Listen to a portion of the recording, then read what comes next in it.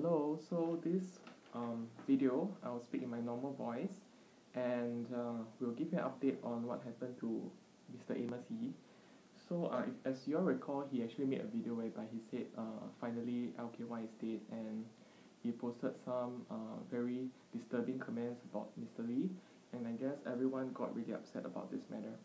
Okay, so in this video I'm going to use my normal voice, so there's no accent because the accent was just a parody. I was just emulating Amos, because I find that it's ridiculous to have an accent, and in the sense that if you are not born with an accent, if you did not acquire the accent when you're overseas, right? So it's kind of fake and pretentious. Okay, and nobody really does that. Anyone who's serious about his public image, nobody actually does that. Yeah. Okay, so now today the video is going to be structured into three parts. So the first part is the without LKY logical fallacy. Okay, and you can see the rest of the parts. Okay, so the logical fallacy is that a lot of people have commented on Amos's video that if there is no Mr. Lee Kuan Yew, then Singapore would not be what it is today. Of course, Singapore would not be exactly the same as what it is today. But some people have went so far to comment that without Mr. Lee Kuan Yew, Amos Yee would not have his internet access, and Amos Yee would not have the opportunity to be educated and be able to speak the the level and standard of English that he's currently speaking. Okay, so in my opinion, that is a logical fallacy. This because even if there were no Mr. Lee Kuan Yew, what could actually have happened is that someone equally capable or more capable than him could actually take the stage. Someone as capable as him or more capable than him might actually be able to lead Singapore, and it is not it's not impossible.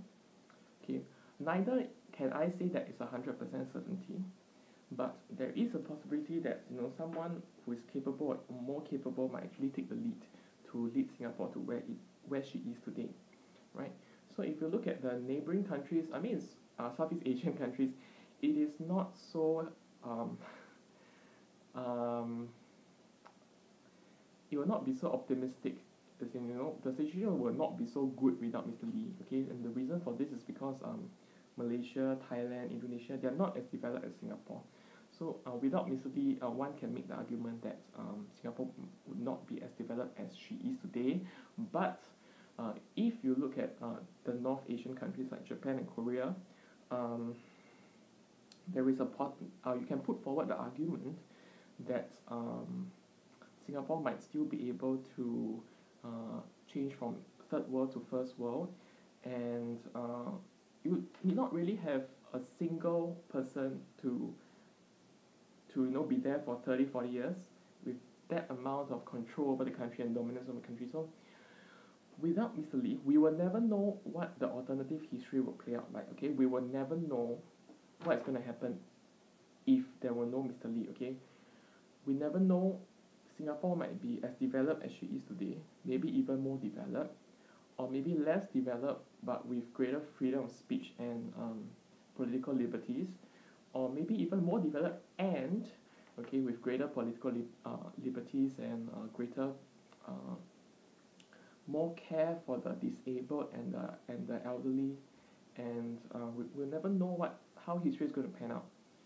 Okay, so it's very hypothetical, and it's a bit pointless to talk about the alternative history of what would have happened if you were not there. But I was thinking that there are many capable people in Singapore at the time. So we had Goh Keng Swee, we had S. Rajaratnam, okay, Othman, and we have a lot of people who are well equipped. So I would beg to differ to say that without LKY, then Singapore will not be a developed nation. So I think that there is some flaw in that reasoning.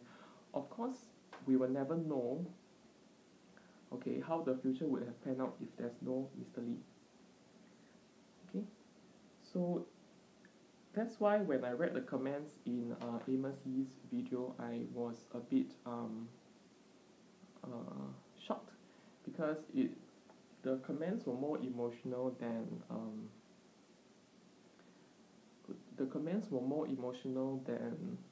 thought out and logical. Okay, I guess it's because it's within a 1 week. I mean, it says after Mr. Lee has passed away. So the arguments were pretty emotional because, I mean, come on, you have this teenager like 17 years old and he's hurling vulgarities and having a very lopsided argument. So I think that everyone was just very pissed. Okay, so I will continue the other parts 2 and 3 in the next video. Alright, so please watch out for the next video.